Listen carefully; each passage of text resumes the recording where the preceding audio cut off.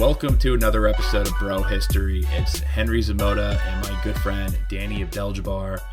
What's up, brother? How are you? Chilling, man, as per usual. How about yourself? I'm doing pretty well. Thank you for joining me today, and thank you all for listening. Welcome to the show. I guess we should just we did a little bit of banter prior to in like our pre-warm-up mode. So I guess we should just get right to the episode, right? Yep. And if you're interested in hearing the nonsense that we were talking about before, you can support us on Patreon, where we'll be releasing exclusive content like our weird banter. Yeah, what we were talking about before was completely incoherent and probably cannot be considered a rational thought, but these types of warm-ups are necessary to get into the flow of things. Yeah. But I guess what we're trying to do is the last 4 episodes that we did all were related to China in some way or another. And it's kind of uncharted territory, really, for us. We've only done a handful of episodes on China prior to the 4 we just did. Mm-hmm. And it all started off by doing an episode on the Uyghurs, just seeing who these Uyghurs were, what's going on with these re-education camps, exploring, the bad things the Chinese government is doing. But ultimately, we were debunking the notion that China is some unified state.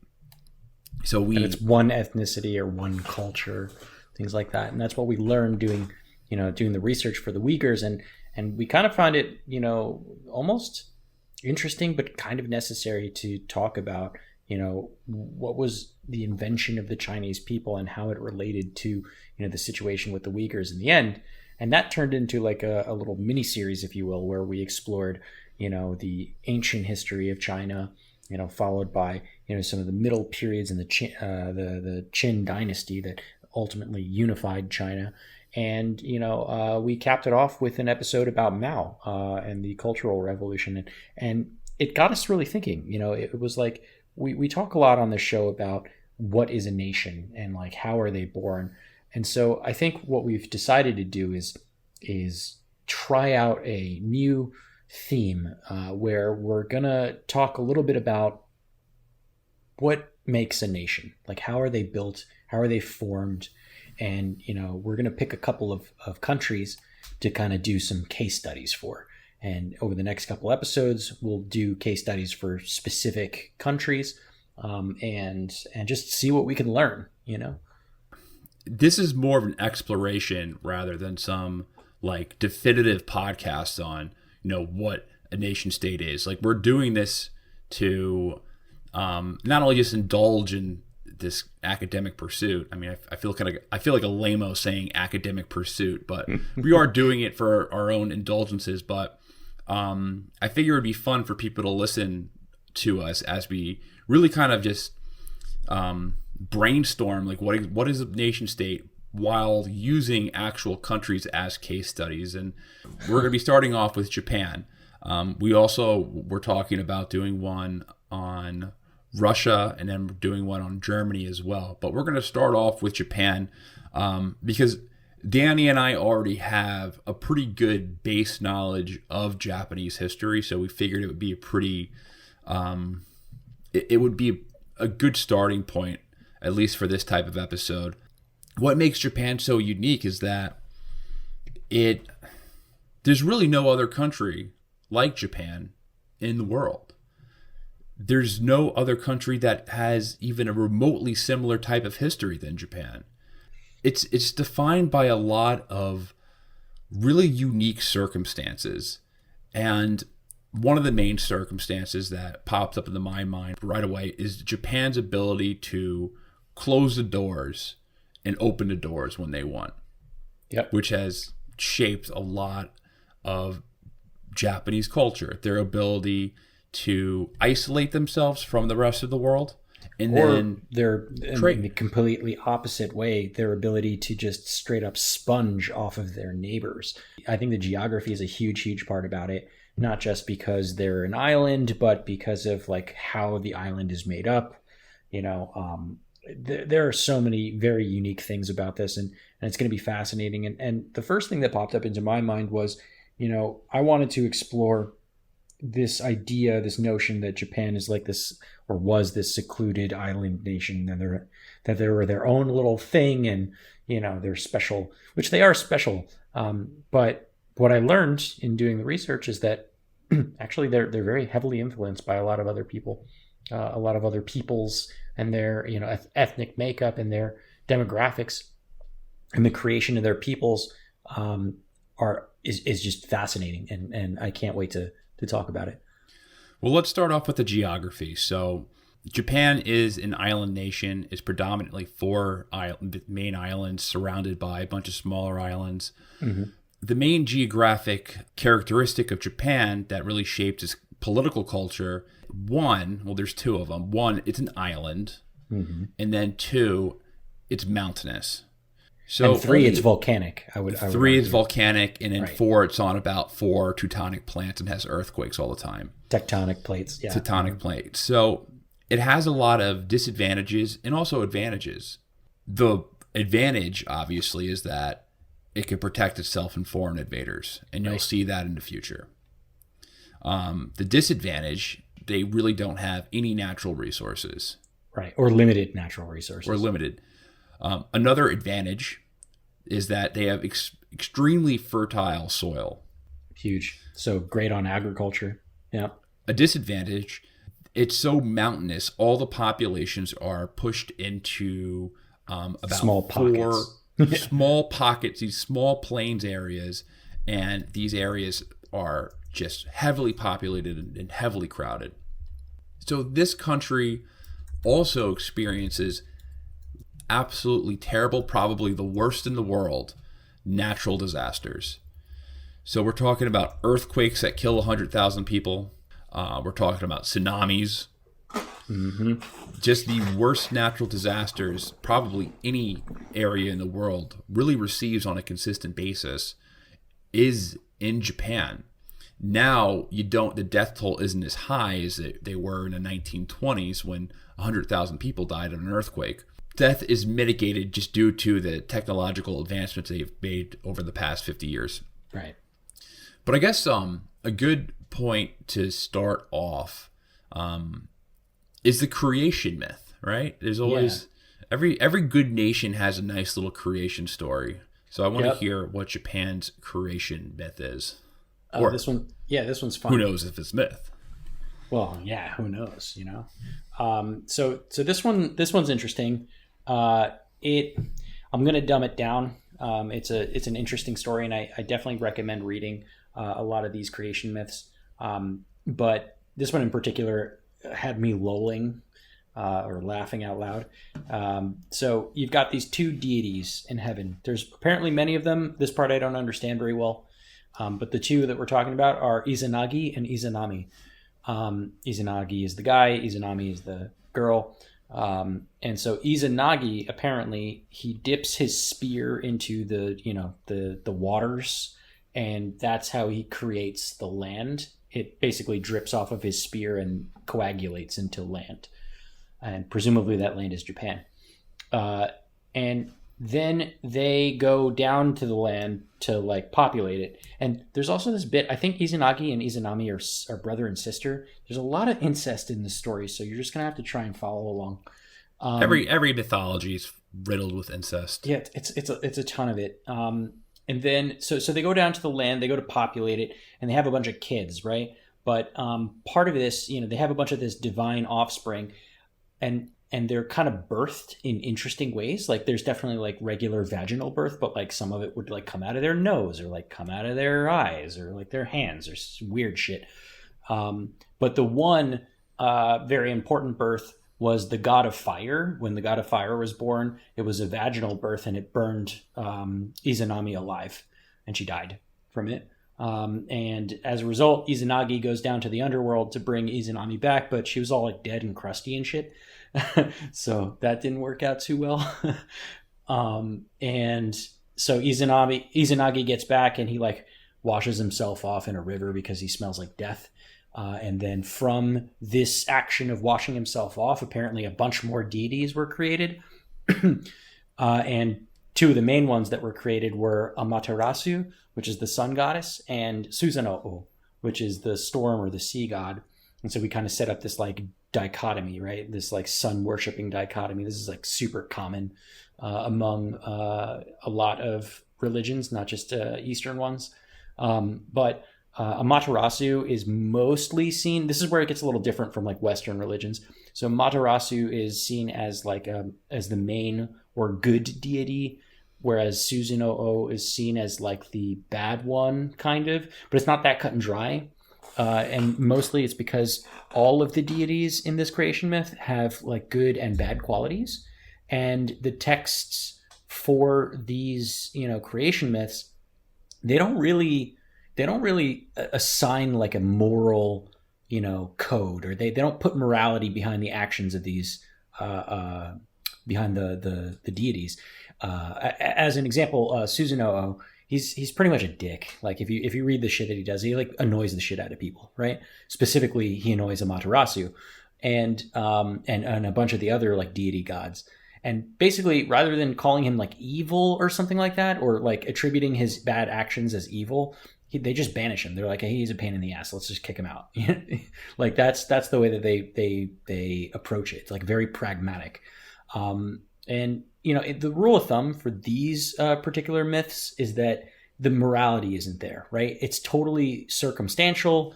It's not like rules etched into stone, like, Judaism or something like that, right? It's not the 10 Commandments. It's more like, he was a pain in the ass, but, it's because, this and that reason, So I think this definitely plays a part in present day Japanese culture. It's very circumstantial. They have very fluid moral codes, and it's an interesting bit. And the reason why I liked these stories is because of that one particular issue. Now, if you read them, all of the myths from the period are brutal as fuck. They're like Brothers Grimm style shit, right? There's this one bit where one of the deities is getting picked on, and two of the deities split a tree in half and put a wedge in it, and then they stick him in the tree and take the wedge out so that it smushes him and kills him. They also killed the same deity like 12 times or something like that, and he keeps getting reincarnated, and they just keep killing him in different brutal ways. And it's like really funny in one way, but it's also kind of like gory and strange. Definitely interesting read. Definitely would either pick up some of the texts for it, or just like watch a couple of YouTube videos. Some of them are really hilarious when they animate them. But kind of back to the original bits. These deities, they eventually start having offspring of their own, and apparently this great grandson of Amaterasu, his name was Jimmu, becomes the first ruler of Japan. Right, so this is like the line here, and all of this, by the way, was recorded in the Kojiki, which is the record of ancient things in 712, or also it's in the Nihongi, which is the Chronicles of Japan in 720. And this was a way for the emperors of the time to legitimize themselves, right? Specifically Temu, who was the emperor, and to basically make them say that, oh, they come from a divine family. And what's interesting, I think, about this is the lack of a distinction between these deities like Amaterasu and like and Susanoo and people, right? They're not distinctly different in any real meaningful way, other than like the magical shit that happens. And so you could kind of say that all the Japanese people can claim divine descendants, but specifically the emperors claim that like super special lineage coming from Amaterasu, the sun goddess. And so I think the idea of legitimizing rulership as divine is definitely not new for the show. We've seen this sprung up a ton of times, in almost every ancient people's creation myths. So it's kind of like the same, there's a divine right aspect like in Western Europe, like you rule by, but in this case, you're not in Western Europe or Europe, you're ruling on behalf of God. It's your divine right to rule on behalf of, right, the kingdom of heaven. But in this case, you are actually a descendant of the God. Right. There is not a there's not a distinction between God and man. Nope.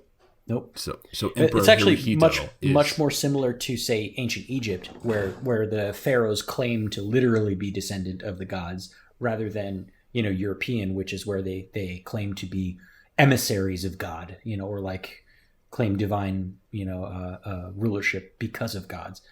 So it's very, very close to like ancient Egypt or ancient Mesopotamian, ancient Akkadian, things like that. Like they are the gods. It's so interesting how all these different civilizations have very similar origin stories. Yeah.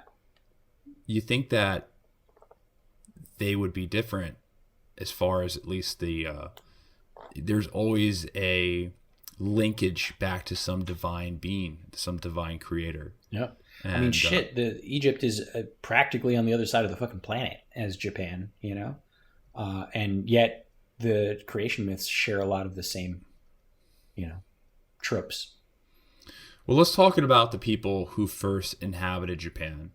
So no one really knows when to pinpoint the start of humans in Japan. And it really could be anywhere from 500,000 years ago to 30,000 years ago, which is quite the spread. Yeah. And it's important to note that prior to World War II, Japanese archaeologists don't really give you a clear picture of Japan's prehistoric past, because they would interpret their findings in line with the pseudo-historical accounts from ancient Japanese mythology.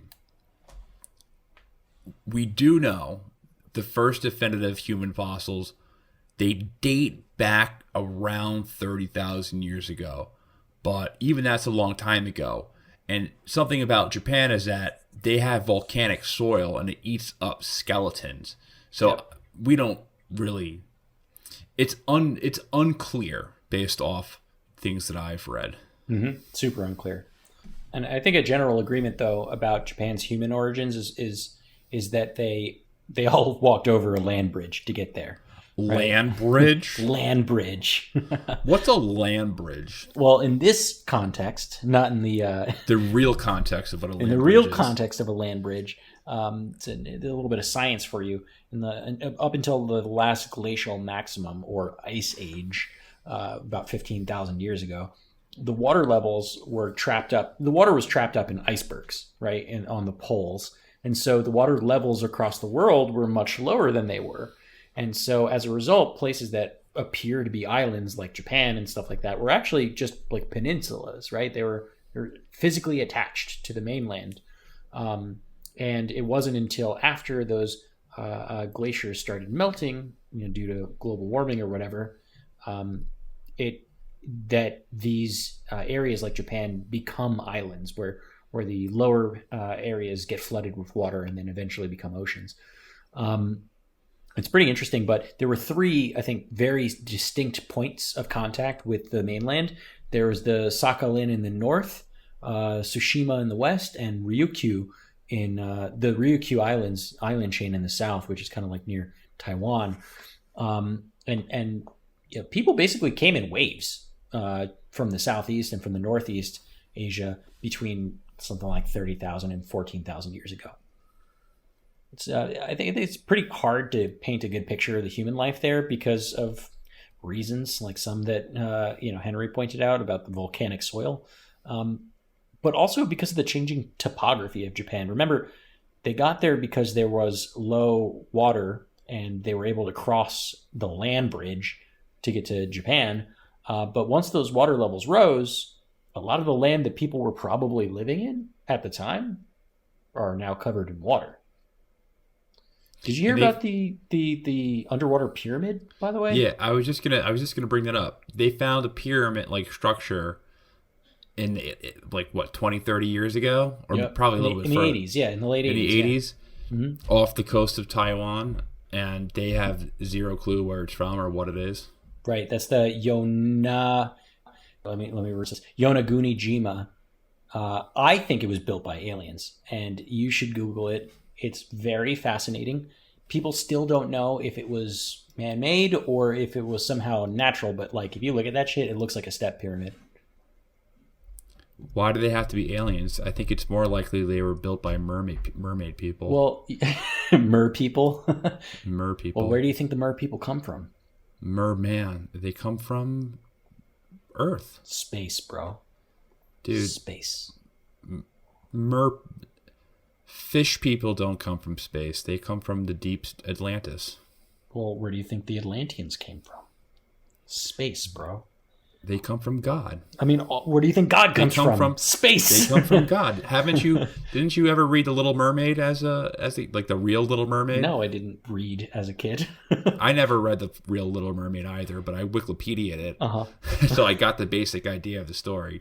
You know that there was a Disney there's a Disney-fied movie version called The Little Mermaid, which is probably right. their biggest movie they did. Right. And it's all these Disney stories are based off of like an original real story, folk stories for children. And the real Little Mermaid is a very depressing, dark story that has a lot of religious undertones. I encourage people to look up the real Little Mermaid, but I digress. I'm gonna have to. Where were we? We were talking about human life, early human life in Japan. Okay, so so what do we know? What do we know about the early people in Japan? It's not a ton, admittedly, but what we can figure out, or at least what experts think, is that they're mostly hunter-gatherer types. And this is just based on the existing fossil records that they've been able to find further inland. Apparently, they hunted things like boar and deer, which exist still till today. But also, pretty interestingly, big game like elephant and bison, which used to be there, but they've since gone extinct due to global warming and overhunting. And reminds me of that really early show that we did here. Remember that interview that we did? What was that? What was the gentleman's name? With Dan Flores? Yeah, Dan Flores, right. Talking about how all those ancient giant like animals just basically have gone extinct. Same thing here in early Japan. And also there weren't too many natural large predators at the time, so human population exploded. I mean, they do have bears and murder hornets and shit, but lions and tigers and shit, that didn't exist. It's kind of amazing to think that elephant and bison existed there. I feel like there's no room for them to exist. You would think, but like at the time, remember, land bridge, hello, like that makes sense. They migrated, That makes sense if they're connected. However, in the U.S., in the Americas, there used to be the United States used to be like the savannah in Africa, right? Prior the to Serengeti, if you will, yeah. It used to be like the Serengeti. It used to have humongous predators. They had like super bears and like fucking really large bears, saber-toothed cats and shit. They had the American lion was bigger than the African lion. The short-nosed bear was bigger than any bear in North America. Probably the biggest bear that we know to have ever existed. Yeah. Mm-hmm. We had the mega sloth, or a that really big version crazy. of the sloth. Yeah. But they also just had hundreds of thousands of bison and buffaloes. And crazy giant deer and shit, They existed because of all the space in the Great Plains. Right. So it's hard to imagine the space for these animals, because it's not like these mountain ranges have existed for millions of years. Well, they were different though. Like if you look at an Asian elephant and an African elephant, the African elephant is way bigger. You know what I mean? It's like way bigger, and that's partly due to the spatial constraints. So I imagine that these elephants are probably closer to like Asian elephants than anything else. But again, it was a different topography, it was a different climate, it was a different everything, a different ecosystem. So it allowed for things like like elephants and bison. Obviously, they don't exist anymore. But some other bits about this is that ancient Japanese people evidently formed small like family groups, like extended family groups, and that was super important because apparently the life expectancy was super low. Like most people didn't live to see 30 years old, so it was important for like extended family to help raise children because a lot of the parents died pretty quickly. jury is pretty much out on how exactly they lived and what their culture was like, but there's still evidence of stuff that we can make some educated guesses on, like, seasonal migration seems to be a thing, but also there was some evidence of people staying put in one spot. One piece of evidence that they found, which I thought was pretty interesting, was that they found obsidian that was evidently traded like 150 kilometers across the sea. Like, they found obsidian from one place that wasn't supposed to be in another place, and the only way to get it over there was by a boat, which means that they had boats and they were using them, which is nuts. What is obsidian? I don't know what obsidian is. Oh, it's dragon glass. Oh. Obsidian I was feeling like a moron. I'm like, should I know this? Obsidian is just volcanic glass, right? Okay. It's super useful for tools. It's super sharp, so you can use it for knives and stuff like that, but it's brittle too. Dragon glass. Okay, Dragonstone, like what to kill the Night What Walker kills the White with, Walkers, or the Night King with, excuse me. Exactly. Gotcha. Dragon glass. But the important bit about that is not the dragon glass, it's the fact that they were using boats, which is crazy. And then some like on top of like the geographical stuff that we were talking about, like how the waters increased because of the ice caps melting, there's also some interesting stuff. It's pretty hard to get a fix on this, but like you were saying before, the Japanese archaeologists were like super hell-bent on like trying to tie together things that they found with like these myths, and it's still till today really hard to do research because a lot of these ancient burial grounds and finds that they find, they end up either getting coded as like these natural preserves by the government, so you can't dig and you can't learn anything more, or specifically, we'll talk about this later, there's some burial mounds and stuff like that that are technically owned by the empire, by the emperor, and so therefore they're forbidden land and you can't touch them. And there's still like a ton of like mystery and myths surrounding Neolithic Japanese history, which makes it super fascinating because they don't know the answers. There's more to learn than there is to know. Yeah, well, the first remnants of early Japanese civilization are pottery vessels. Yep. So Pottery. Up until recently, it was believed that Japan they may have the oldest pottery, but up until recently, Japan had the oldest pottery vessels ever found recorded in the world. Mm-hmm. They date back to about 13,000 BC. Recently, I believe they found pottery in China that they date back to 20,000 years ago. Mm-hmm. Either way, it's still fucking it's old. Yeah, it's very, very old pottery. To give you some context, I don't believe pottery was showing up in the Middle East. No, not anywhere even close to that late or that early in history. No.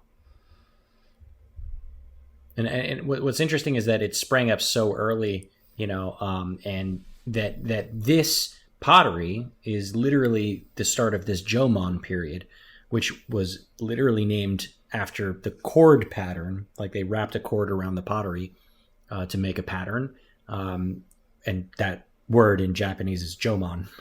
So they literally just got the name Jomon period from the pottery that they found. But now the word Jomon is used to describe the people of the time period itself, as well as, of course, the pottery. But I think calling them Jomon specifically, it suggests that they're like one peoples, but in fact, that's not truly the case. That it was a pretty diverse culture set, and peoples. Jomon population basically ebbed and flowed a lot over several thousand years, and it's not clearly understood why, but maybe it's climate change, geographic conditions, things like that. There was a big volcanic eruption around 6,000 BC or so. Yeah, that didn't help. They believe. I always say they believe because I can't really say I believe because I don't have any kind of background in anthropology. But it is believed that that's why they migrated north, because initially during the migration they were in the south. They were in the southern part of Japan, and they migrated up north to where their ancestors remain today. Yeah. Yeah. Well, I mean, just generally speaking, the regions, the climate, and other factors like that, I think play a big role, in the life and the development of these ancient peoples. And so Jomon is just like a convenient catch-all term for ancient Japanese people. And to stay on that point for 1 second, because I think it's important to explain the context of a nation state, which we're ultimately going to try to get into, not on this really episode, because we're going to be talking about early civilization. However, the point is in this series is to get to the nation state. And Japan ends up being a very racist place in the future. But I want to just make a point about ethnicity. So Jomon is a term used by anthropologists in the present to describe an ancient peoples. Or ancient peoples. It wasn't like another group of people. We're referring to them as the Jomon. It's not like the Chinese were referring to them as, the Jomon people. Right. Or, another, the Han Chinese or the Han Dynasty was like, the Jomon. This is a term from anthropologists. So this is not an ethnic group. And I just want to kind of pony in on that. Yeah, that's not super, to confuse that's super people. important. Yeah. Mm-hmm. Because to be considered a peoples, you need to... There's really two aspects to be considered an ethnicity or a people or a group. The way that we think of it is if your group identifies as that group, and if other groups identify you as that group. Right. It's a two-way street. Right. It's a two-way street. I encourage you guys to listen to our episode, The Invention of the Chinese People, where we talk a lot about this type of stuff. About that concept, for sure. Yeah, so needless to say, I didn't mean to interrupt you, but no. That was a good point to make, and I think it's important to point out that there wasn't like one super culture, and it wasn't even one genetic person's there. It was multiple genetic, pool. The makeup of the ancient Japanese people, as far as research has been done, there was this one article, Henry, you dug this one up. It was fucking fascinating, and it was how they I think it was 137 ancient skeletons, and they did like DNA testing on them to try and figure out like where, what are these people, what are these ancient Japanese people, and it shows links to a ton of different like Asian groups, including like Mongolic and Chinese and Korean and different types of South Asian. It has something to do with a term called DNA haplogroups.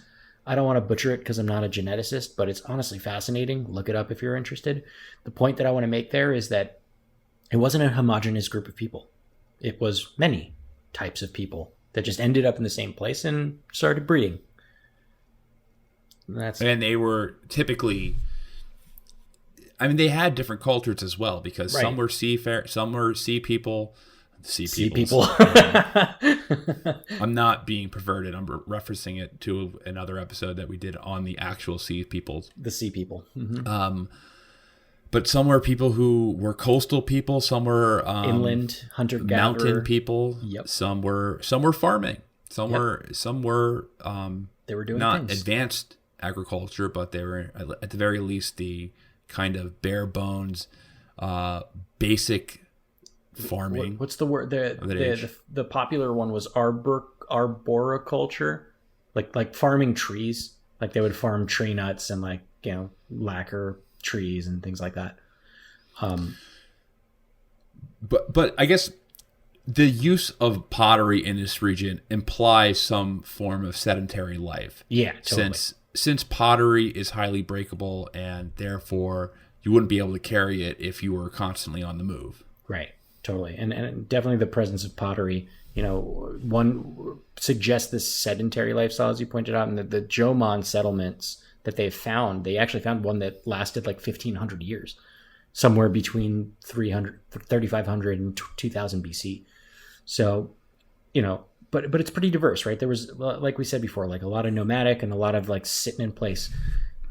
And also a lot of this is really hard to pinpoint because we can't get good data points from that early. But there's some evidence of early agriculture, as you pointed out, that date back as far as 4000 BC. But things like rice or millet farming wasn't introduced in Japan until a few thousand years later from, China and Korea. Japan was actually the last Asian country to adopt the practice of rice farming. Yep, contrary to popular belief. Mm-hmm. Yeah, I mean, you think of Japan and rice as being synonymous with one another, but it actually wasn't the case. But the Jomon, though, they were still mostly hunter-gatherers, or at least the evidence that we can find suggests this, and they were subsisting on the land and primarily living by the coasts. You know, you'll have to remember my little bit earlier about the geography changing. And there was a ton of evidence, you know, that actually found that they were reliant on a lot of marine life for their food. Excuse me. So for one, obviously the climate warmed, so that created more coastline, right, more water, and then that also locked them into the Japanese islands. But more importantly, it also brought huge population boost in fish and shellfish because the water got warmer, and they've actually found huge ancient shell mounds, like in Tokyo Bay. Like they found shells from when people were eating them, like giant mounds of them.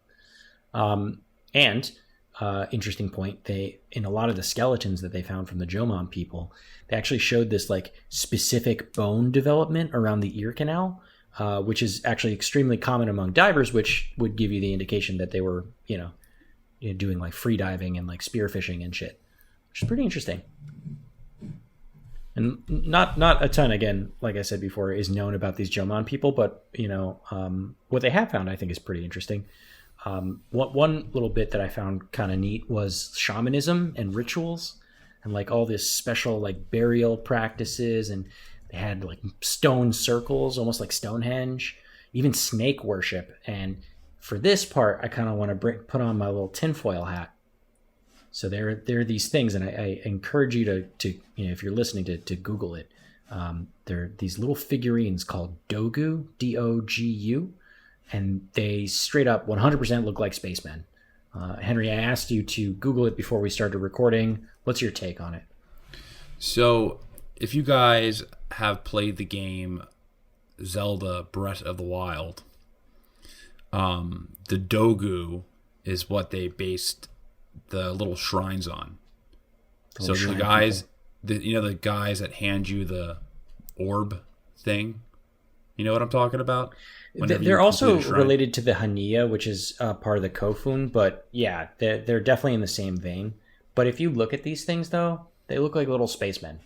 Like they have like big old bug eyes and like bulb heads, and they look like they're wearing spacesuits. Look it up. They look a little. They do look a little bit ET-ish. They look like dudes wearing spacesuits, like big, puffy spacesuits. Look it up. I'm looking it up right now. It's spelled Dogu if you want to join this search. Dogu. And yeah, they're pretty cool. They're neat. They're neat little trinkets. Yep. Also, tinfoil hat. They did this snake worship, which I think is related to lizard people. Maybe they're the ones that built the pyramid off the coast of Japan. I don't know. Might be stretching a little bit, but don't rule it out. All right, back to reality. So we're talking about these Jomons, the Jomon peoples, and we're using that loosely. But if we were to like pin a close relative to the Jomon people, it'd probably be the Ainu people who live today. They're currently in the northern areas of Hokkaido, and also on the disputed island chain of the Sakhalin between Russia and Japan, which I really hope we do end up talking about in the later episodes of Japan, because I didn't know that they had this like beef going on between the two of them in those islands. Maybe we'll do a little bit of research on that later. But the Jomon, quote unquote, people and the Ainu, they share a lot of physical features and the DNA and stuff like that. And interestingly enough, the Ainu people have only recently been recognized as a native Japanese group. That was in 97, believe it or not. So not even that long ago.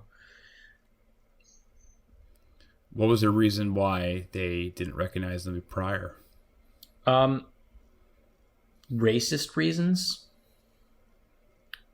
They just didn't want to admit that there was like a culture that was That predates indigenous to the region, the prior Yamato to people. like the Japanese speaking ethnic group that Yeah, developed. because let's like while we're on the topic, like I don't want to make this about like appearance, right? Because like ethnicity and DNA and all that stuff is different, but you kind of have to bring this up for this one. You mentioned it earlier. Japan goes through a bit of a racist bit through its history. They go through more than just one. Yeah. So, and this is kind of important, right? The Ainu people look different from what you would expect a Japanese person to look like. Nevertheless, they are in fact indigenous to Japan, or at least as indigenous as it comes, right? And as a result, 10,000 years is indigenous in my book. yeah. I mean, as a result of looking different, and not only that, but they're kind of like, I don't want to put down Ainu people, but they have more. How do I say this diplomatically?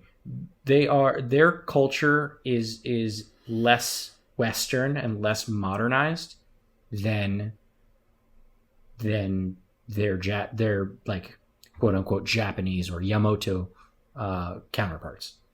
And so I think as a result, they got dominated quite a bit. They've been relegated to like the furthest reaches of Japan, even though they used to basically be all over the northern area of Japan. And they're just kind of looked at as like second class, which is also important. We're going to talk about like the class systems, that were set up in early Japanese periods. But yeah, man, it's racism to be very honest. And then they just started doing a bunch of this, DNA work and learning that all of these old Jomon people, actually the Ainu people, are closest to the original Jomons. So they kind of had to, Well, let's talk about the people who came in, because we got to talk about like when the second big migration to Japan starts, because there's another one in around 400 BC of the Yayoi people, right? Yayoi, yeah. Mm-hmm. Yeah, it was basically a caravan of illegal immigrants who came over from the mainland in search of a better life. And that was my joke for the Yayoi invasion. But for real, they call it the Yayoi invasion because so many people came over to Japan. It was like an invasion. And like most ancient migrations, we're not really sure exactly where these people came from. Yep. Mm-hmm. It's totally unclear. The Yayoi gets its name specifically from a district in Tokyo where, go figure, they found a specifically different reddish type of pottery.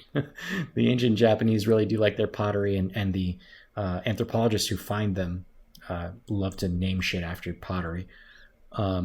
And rice too. And seriously, this is when rice starts becoming cultivated at scale and sticks around.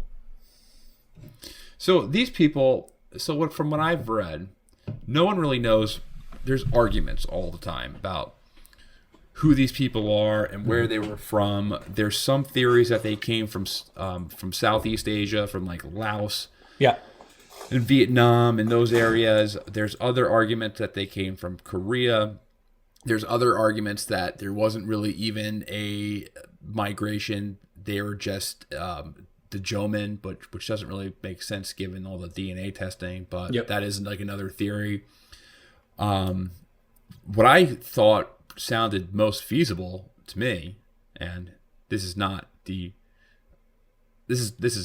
opinion of an expert. This is just someone a casual history fan, a normie, looking at all the theories presented, and the one that made the most sense to me is that these were refugees of the wars in China. Yeah, that were going on very likely during the warring states. Yep, very likely. That poured in as the Qin dynasty was uniting together. Mm-hmm. Yeah, very likely.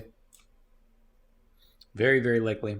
And they're coming from, because I think the most agreed upon term, the one that's most likely, is that they came from North China, so Korea, Northern China, through the Korean Peninsula. Yeah. Mm-hmm. That's why I think Japan believed that they had some type of right to Manchuria during World War. Well, they invaded in 1931, but in the 1930s, because they were like, oh well, you know, our people come from there. Yeah. Yeah. But yeah, that's what I felt. And they were distinctly different too. Like these people, the Yayoi people, were lighter, taller, and they also brought over a bunch of new shit. Things like iron, bronze, and rice. Here's a fun conspiracy theory, Henry. You ready for this one? I think this might be the last. No, I've got one more after this, but this one's fun. Sure. Okay.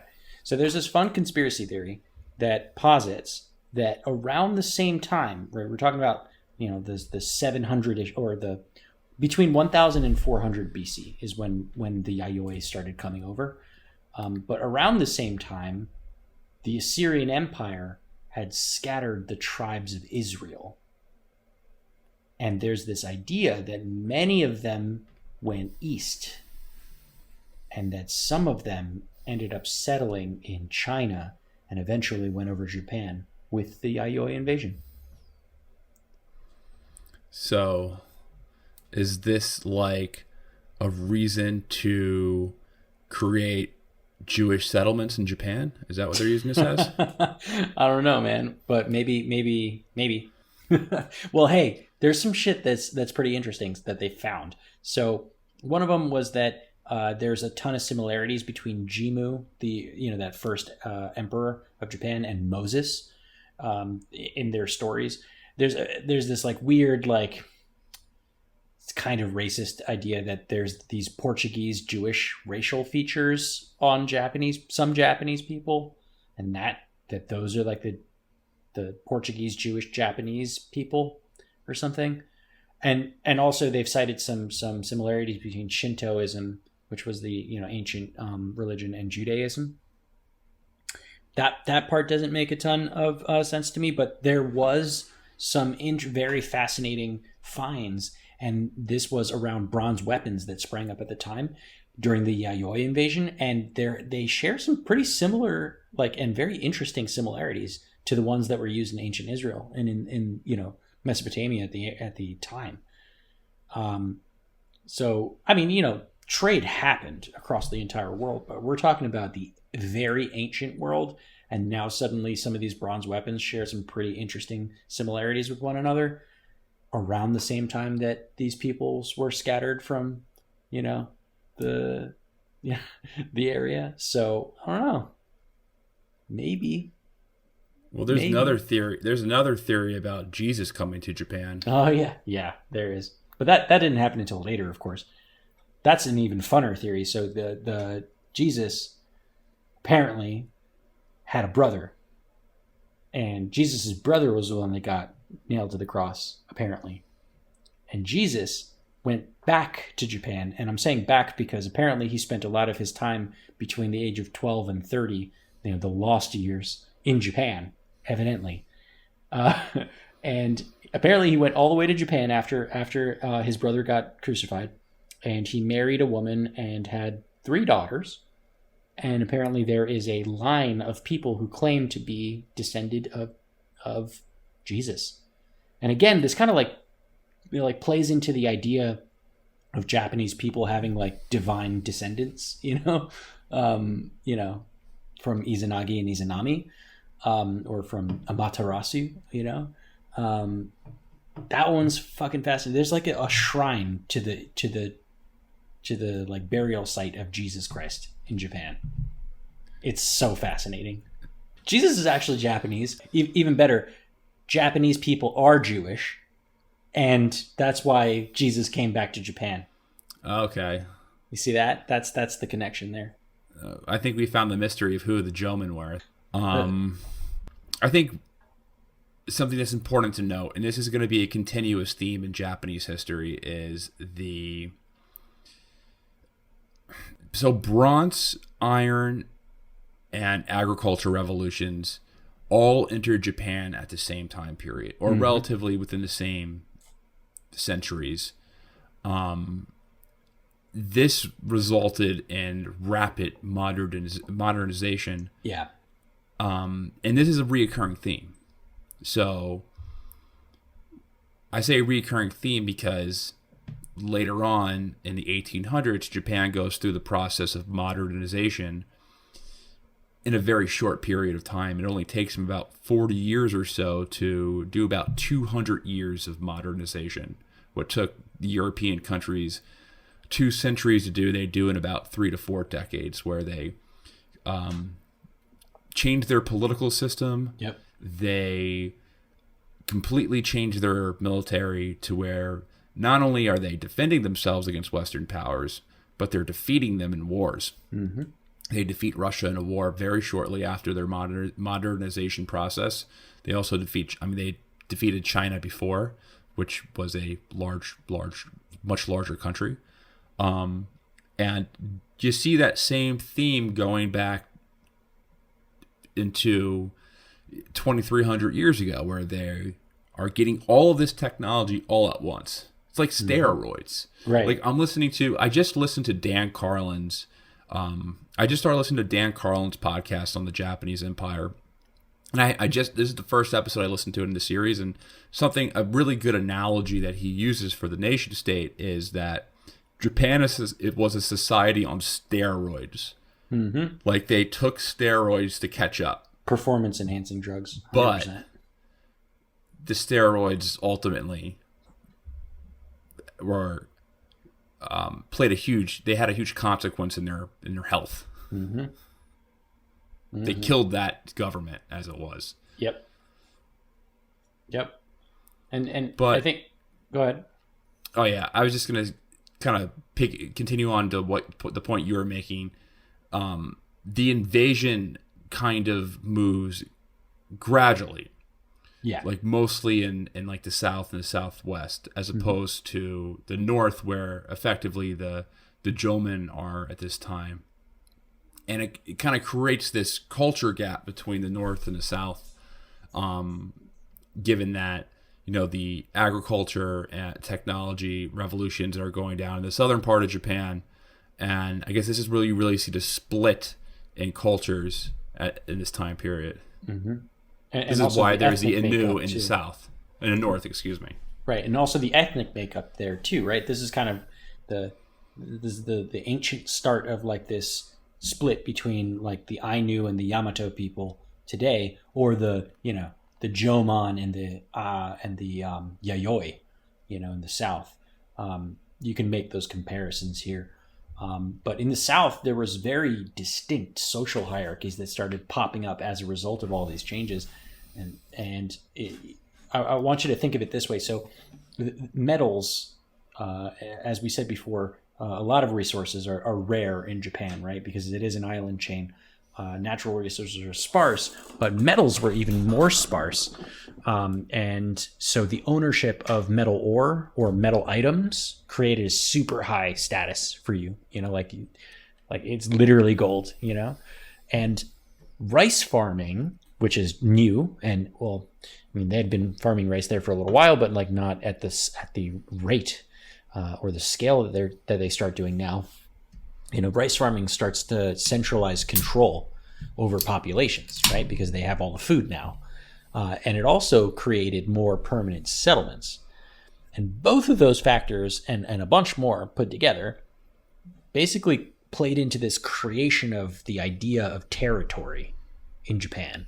And these territories needed to be defended, and prosperous territories needed to expand to maintain growth. In this period alone, the population grew to 2 million, which we're talking about. That is a nut stat for as small as the region that they were in. And this obviously creates a ton of tension and conflict and ultimately war. And it also created this kind of feedback loop, right? So if you had metals and rice, that meant you had metal weapons and for killing people, and food to feed your soldiers that killed people. And that won battles. So this really helped to solidify this social hierarchy as well. So they created these social and intertribal kind of rankings. And they had these customs that even till today, or at least through the 19th century stuck around, which was, if you are walking down a road and you see someone of a higher social rank coming, in the opposite direction as you, like towards you, you step out of the way and you bow because you're a lower social rank. And that is some like aspects of that still continue till today. And then there was a ton of other developments, things like silk and glassmaking and a bunch of other specialized trade. And so they started actually physically trading goods and commodities among these tribal areas to help to distribute resources a bit. But also, like, if you just weren't fortunate enough to, where your tribe didn't sit on top of an iron mine, then, you had to figure something else out to survive in that economy. And what this created was tribalization of the Yayoi people, and it led to chiefdoms and small kingdoms and a bunch of, everything I just described. Well, let's jump into the written history, more specifically how China looked at them. So all the written history of this period comes from the Han Dynasty in China. Right. So there's no written history that's coming out of Japan. It's all coming out of the spectators, right, which are the Han Dynasty, which has some delegates and explorers, or really whatever, people who are reporting back to the Han Dynasty court, like, hey, look what's going on over here. Mm-hmm. But what is written in their ancient texts about Japan is it's kind of humorous. It's kind of funny what they write. Yeah. Because I guess they're shocked that Japan is so decentralized, because they have this imperial system. They have all these, they're coming off this war where they basically just united. It wasn't the Han Dynasty, it was the Qin Dynasty before them, but they're holding together this super state, massive super state that was bounded by blood and bounded by all these crazy alliances by Emperor Qin, and then inherited by the Han Dynasty. And they're like, why? How are they so discombobulated? Yeah. Meanwhile, across the river, look at these crazy ass people over there. And I'm not sure what the populations were at this time. Well, China's population was giant, and at the time, it was the Yayoi people was about 2 million if you don't include the Jomon in the north.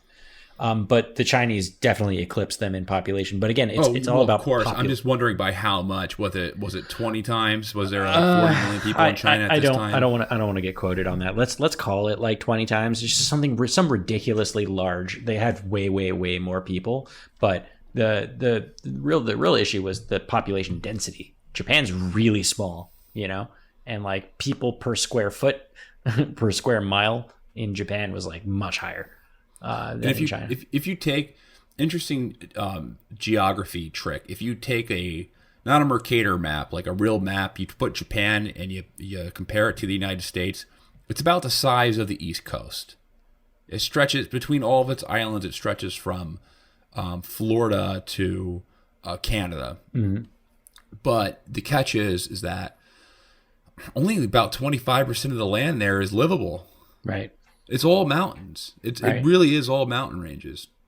So I don't want to beat a dead horse, but it's just so important when talking about defining, because ultimately I think the thing that defines culture, and culture defines political systems, is the geography. I think that's the number one thing that defines how a culture turns out is. For sure. What are they living, like what are the circumstances that they're dealing with? Mm-hmm. Are we dealing with trade and water? Are we dealing with like trade routes and other cultures and merchants? And are we a merchant society? Are we a mountain society? Are we a desert society? I'm just like labeling different. Yeah, totally. I'm not doing a good job at this. No, it's mostly right. Maybe not the desert part, the point I'm trying to make, though, is that where you live ultimately defines what your culture values are. Right. And how your culture develops. Your culture develops based on the geographic distinctions of the particular area that you live in. Right. So people who are by water sources or river sources are more likely to be invested in trade. People who are in the Great Plains area, like a big plains area, or grasslands like in Mongolia, are more likely to be really awesome with horses, you know? Right. Animal husbandry. Animal husband. Yeah, they're going to be really into animal husbandry. You made a good point, and we should get back to it actually, though, because you were saying how China basically we understand everything we know about this particular bit of Yayoi history from China. And there's this one text called the Han Shu. Jesus, I fell so off. Yeah, I don't know how I ended up where I was. No, it's fine. But this part's funny. So the Han Shu, which is the history of the Han, they talk about the land of Wa, which is what they referred to Japan to at the time as, which roughly translates to the land of the dwarfs, which I think is hilarious. And they talk about how it's comprised of 100 kingdoms, and they're just like so flabbergasted at how is it that you have 100 kingdoms in such a small little like island.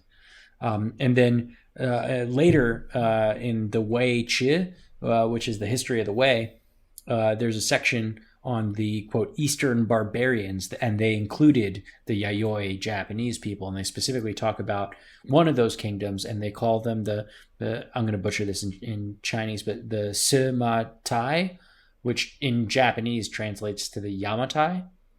And these people are really fascinating, and I kind of want to talk about them for a bit. So these Yamatai people were initially ruled by this like weird shaman queen lady, and her name was Himiko, and basically she was into like magic and shit, and she was apparently super paranoid, and she lived permanently in this big ass fortress, and it was apparently guarded by 100 men, and she was served by 1,000 women and one guy. Lucky guy. And the one guy was like her personal messenger. Like he did all the outside communication. Right. He did all the talking. And she ended up continuing a common practice that was already in place among the Yayoi, which was sending tributes to the emperor in China. And people in Japan, like chieftains and stuff like that, they would send tributes to the emperor of China because they're trying to appease him, and they're trying to be recognized as a ruler by him, like to, get brownie points and stuff. But this woman, she got a bonus because the emperor not only ended up recognizing her as the sovereign of her particular territory, but he recognized her as the sovereign of the entire land of Wa. And so they established this like fun relationship where they're sending gifts back and forth to one another, and she's getting like iron and gold and stuff like that, and she's sending him like slaves and silk and other textiles. But this elevated status for Mimiko meant that when she died, she needed a big ass tomb, right? Because she's gangster, and apparently it was 100 paces wide, whatever that means. And these were called kofun, and they're basically raised mound tombs, like big dirt tombs, but they're super super interesting. And this is, I think, the last conspiracy theory I'll bring up on the show. This is more ancient alien theories, but they're kind of like ancient Egyptian tombs, or even probably more like old Nordic mound tombs. And the thing about them is that they look like a keyhole. If you look at them from the sky, they look like a key. Google this, kofun, Kofun. When you look down on them from like a plane or a drone or something like that, they look like a keyhole, and they're very ornate, and they're often laid out in interesting patterns. And you can really only see these patterns from the sky. So like, who are they making the patterns for? It's for the aliens. Does look like a keyhole, right? And what's really interesting about this is that apparently nobody can excavate the kofun to learn more about them. Why?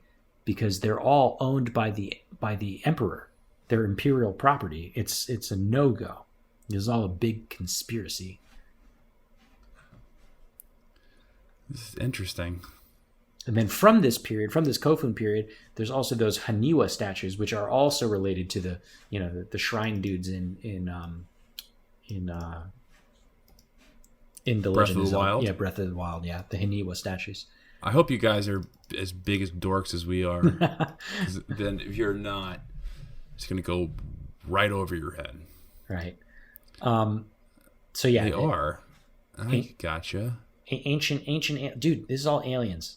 I'm telling you, man. This is One a day, conspiracy. I want to know what's in the fucking tombs. You know? One day, we're actually going to do an episode on ancient aliens, and I'm hoping that we get the most convincing ancient alien enthusiast that we can get. I want Giorgio Tsoukalos, the guy with the crazy hair, with the meme when he says like aliens. No, I don't want to create. I want a guy who's gonna like convince me that it's real. Maybe he's kind of old. I hope he doesn't die. Mulder, like from X-Files. Maybe Eric von Daniken. Is he an ancient alien person? Yeah, he's written so many books. Chariots of the Gods, that's a good one. Yeah, he's an interesting dude, but he's old. So we'd have to get him I've on the never show. really read anything on ancient aliens. I usually just roll my eyes and look like, oh. It's fascinating, man. You know, I sound, honestly, my critique of it is it comes almost from like a left wing. It's not to me, it doesn't sound like a left wing, but it comes out sounding very left wingy. Yeah, that I feel it's kind of racist. I do feel like it is a little bit. It discredits these ancient cultures and their ability to do things. It is definitely diminutive, but what I find fascinating about it is that, you know, much like with this Japanese history where there's more questions than we have answers, you know, there's a lot of things in you know, ancient history that we learn and, you know, we dig it up with archaeology and it's super fascinating, but like it loses the, you know, magical mystery to it, right? And so Ancient Aliens is just kind of like that little that itch that you know, scratches the itch of you know, that mysterious magical, you know, greater than, you know, humankind thing. You know, it's fun. It's just fun. To me, though, the truth is more interesting. The fact that these people were so advanced so early on in the process of modernization is just incredible to me. What really piques my interest is when you find things from a really ancient culture. So I'm not talking about like ancient Rome. I'm talking about something from a culture from 1000 BC.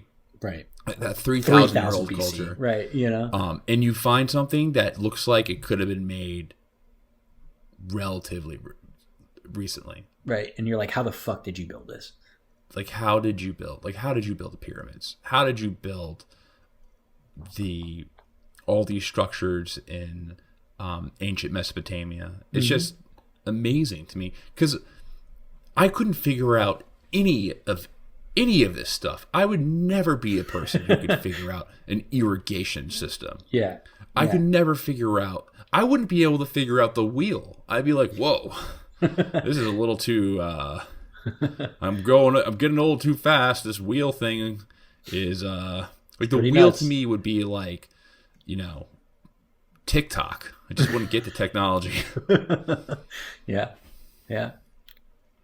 Anyway, let's wrap up on the Yamato Kingdom because I think it kind of leads into the next period that I want to talk about before we break for the episode. But you know, it's not super clear where the Yamato Kingdom was. A lot of experts link it to the Yamato area in the Nara Basin. They're probably the same, but it's not very, very clear. But what's important to know about the Yayoi people, or the Yayoi period in general that we've been talking about, is that it marks the transition out of this Neolithic period to a period of actually recorded history. So prehistory to history. And there were huge leaps forward from hunting and gathering to cultivation, and from tools, like stone tools, to metal tools. And, you know, there was fixed settlements to social and social hierarchies. It was basically the makings of a state. Like, this is really when were starting to think about like the Japanese state, or at this point it was called the Yamato state. The first government. The first government. The first like real recognized government of Japan. Right. Was the Yamato Kingdom. Right. And this is sometimes also known as the Kofun period because it refers to the period where they created all of these massive key-shaped burial mounds that we were just talking about a bit ago. But obviously it's called the Yamato period because of the Yamato state in the Nara Basin. And you know, the dates and hard facts about this, again, are pretty unreliable because of reasons that we've already described. But the first verified emperor of the Yamato period was Suijin, and he died probably around 300 AD. Some people think that Suijin was the leader of a group of invaders from Korea called the Horse Riders, which I choose to believe because that's a fascinating story. So Suijin and the early Yamato people, they actually are pretty cool. They used politics and negotiation more than they did military battles to gain power and grow. And they preferred to incorporate local chieftains and like basically give them like titles and power and high levels of in their hierarchy, basically to make them feel special and also so that they have like skin in the game for the expansion of the Yamato Empire. It was very, very fascinating because before that it was just like try and crush your enemy, and for these guys it was almost like the opposite of if you can't beat them, join them. It was more like if you can't get them to join you, beat them. If that makes sense to you. But the Yamato people, I think, you know, this government was definitely among the most powerful of the clans that existed during this time. But it wasn't until about the 6th century that the Yamato stood out as, you know, the juggernaut that it would become. That's when other rulers in the region would start paying them tribute instead of everyone paying the Chinese tribute. But the Yamato were also instrumental in the promotion of Buddhism in Japan, and you know, among many things, you know, religion is super important for the development of a nation state, mostly because of you know, the shared ideology that comes behind it. And the story behind this is pretty interesting. It's also indicative of, you know, the cultural and ethnic makeup of the Japanese people, the Yamato people of the time. Actually, a lot of their high-class families in the Yamato Kingdom, specifically the Soga clan, were actually originally Korean. And they already had this affinity to Buddhism, which was already popular on the mainland.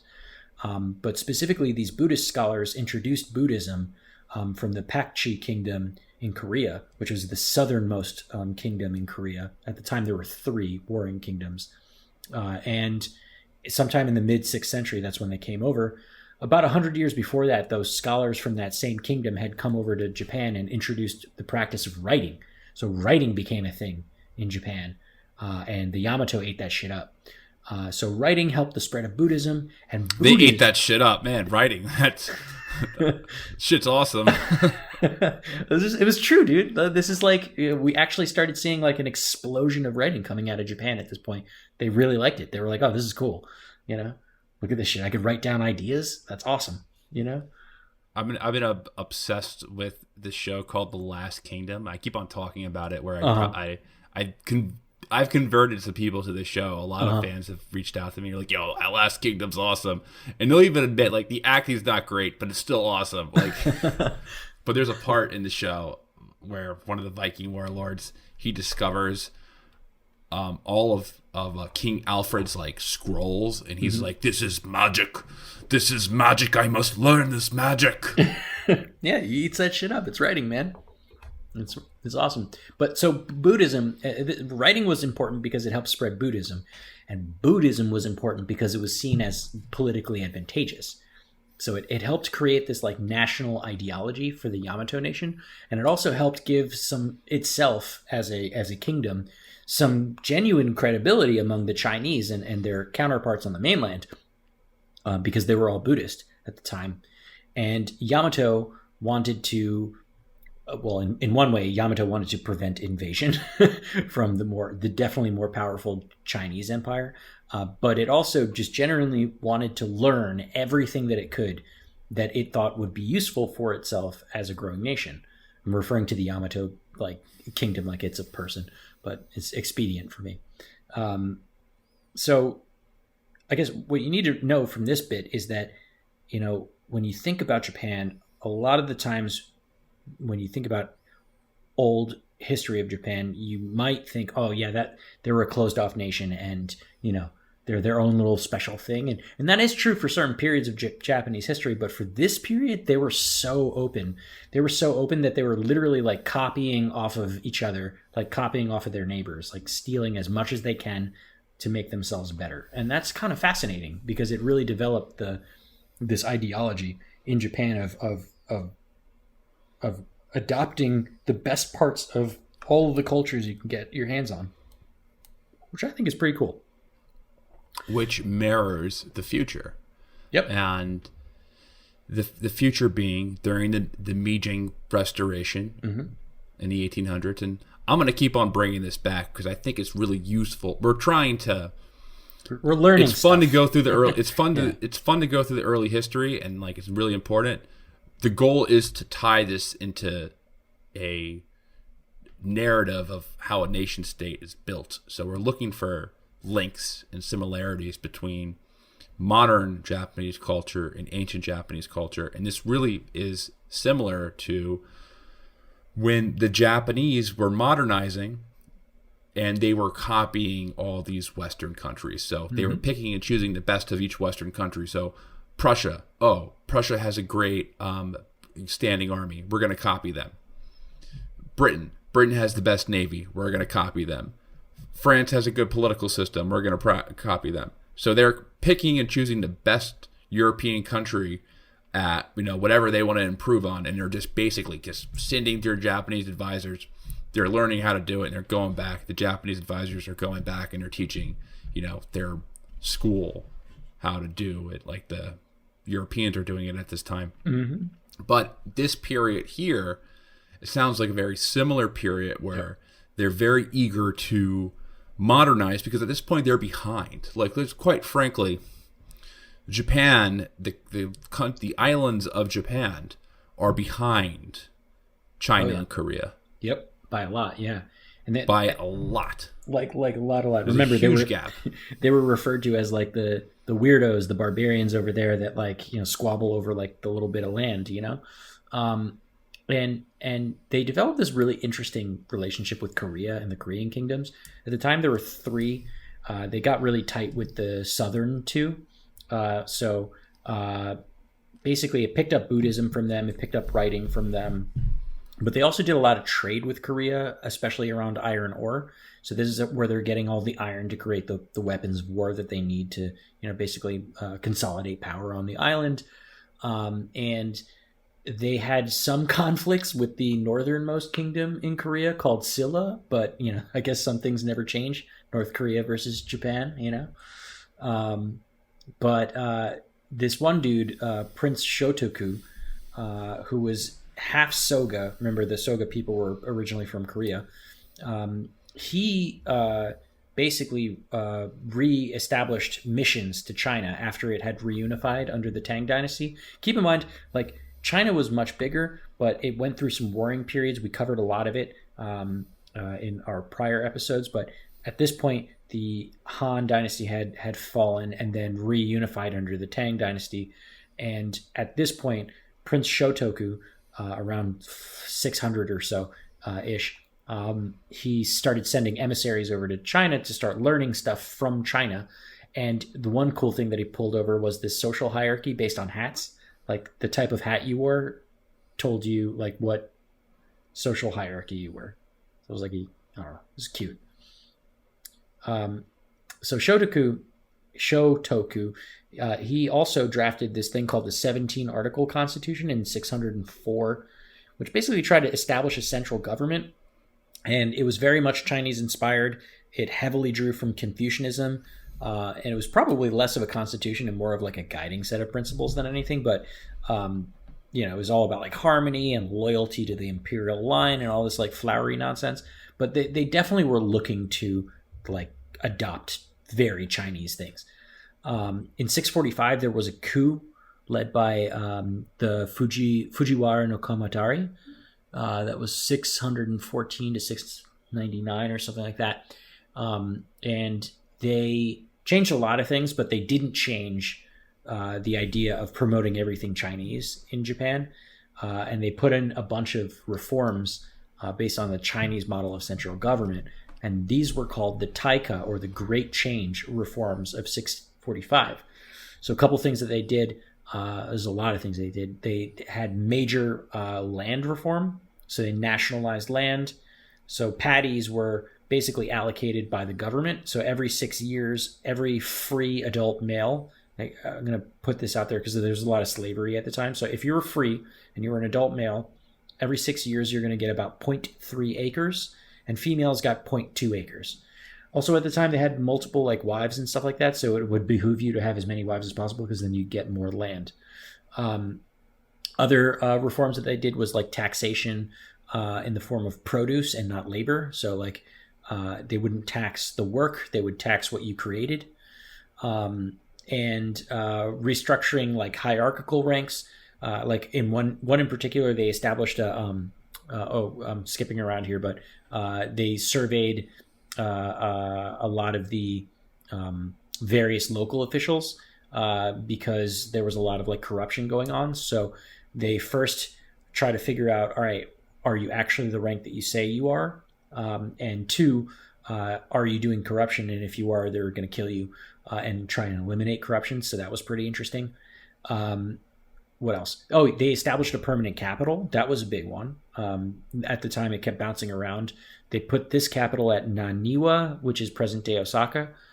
But it only stuck around for a couple of years, but that was super important to centralize power.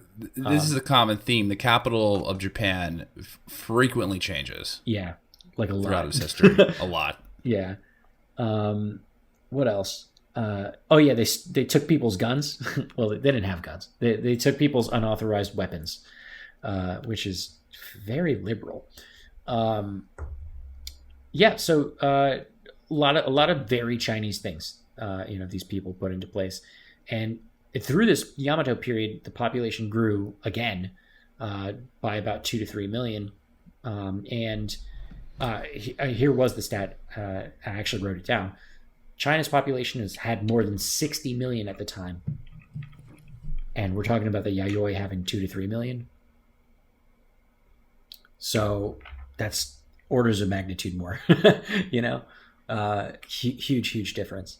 But yeah, I mean, even still though, Japan's population at the time in the 7th century was way bigger than any of the European nations, any of the European populations at the time. So it was still formidable in that respect. Well, what's interesting is that even prior to them modernizing, and when I say modernizing, I mean modernizing into their modernization process in the 1800s, Tokyo was the largest city in the world, even prior to the West coming. Mm-hmm.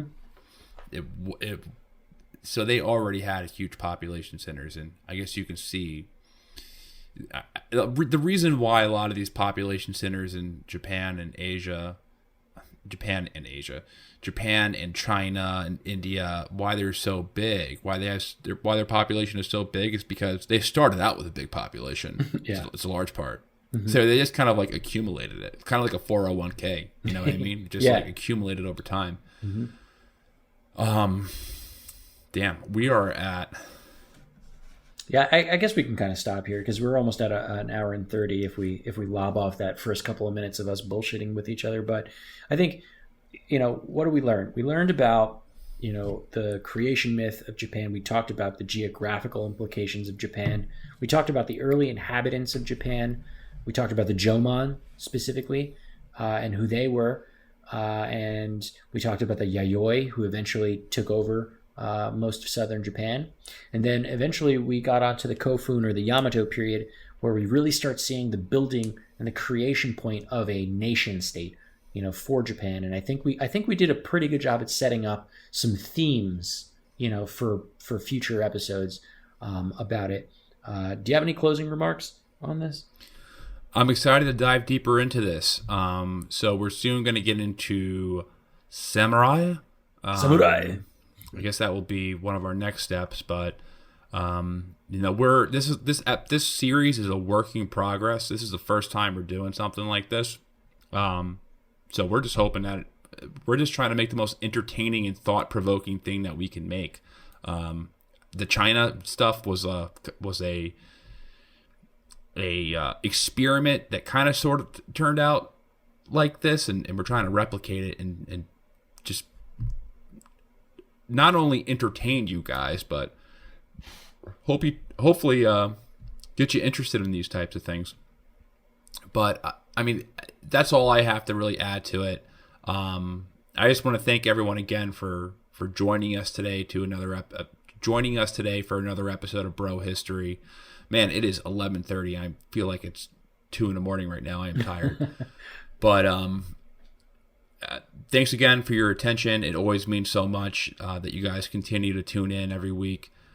Make sure to rate and review the podcast. Rating and reviewing the podcast is the number one way to help us grow. And you guys have been awesome rating it and leaving us reviews. In the past 2 months, we've received about 50 reviews. So keep on doing that. Just keep on rating and reviewing the show. It really helps us continue the momentum and continue to grow.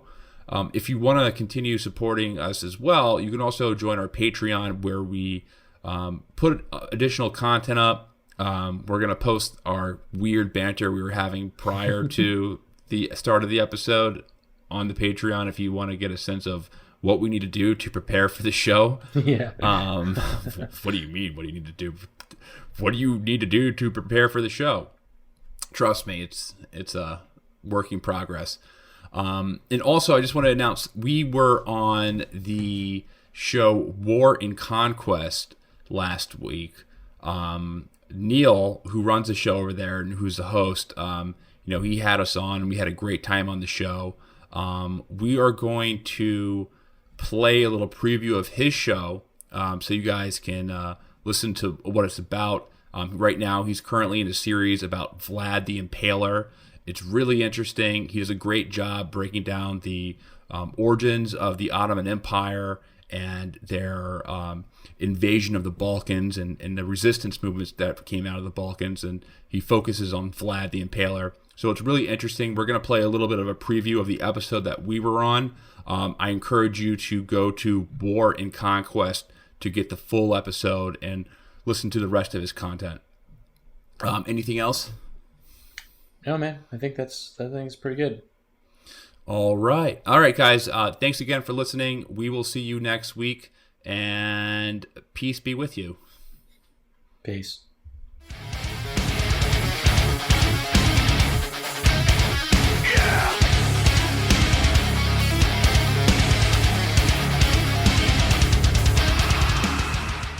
So who was Mehmed II, and why did he have to fight Vlad III Dracula? If we believe in Machiavellian principles, the confrontation was inevitable. And I feel like this really fits well with the theme of the show we're going to do next, because Machiavelli once said famously that war is only to be avoided at your disadvantage, meaning that sooner or later your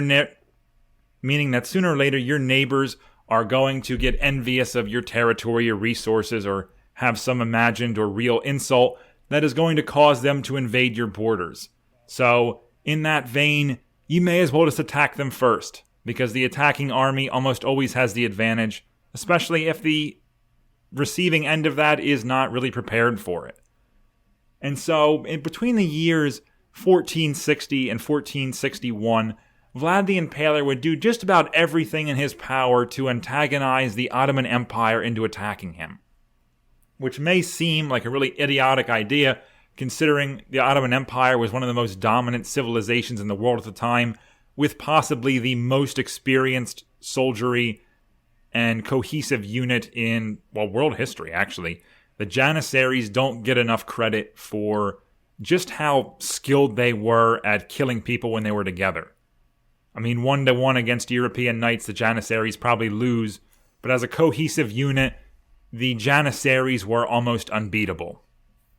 I say almost because we just covered the Siege of Belgrade, and we saw how if you have enough really pissed off peasants in the right situation, you can beat the Janissaries. But 9 times out of 10, when the Janissaries are sent in, it meant the destruction or retreat of the opposing army. But Vlad the Impaler realized that Mehmed II was bent on world conquest. After all, he was a man who was raised in the shadow of the classics like Julius Caesar and Alexander the Great, who believed that he was better than them and in a better position to achieve the ultimate dream of world conquest.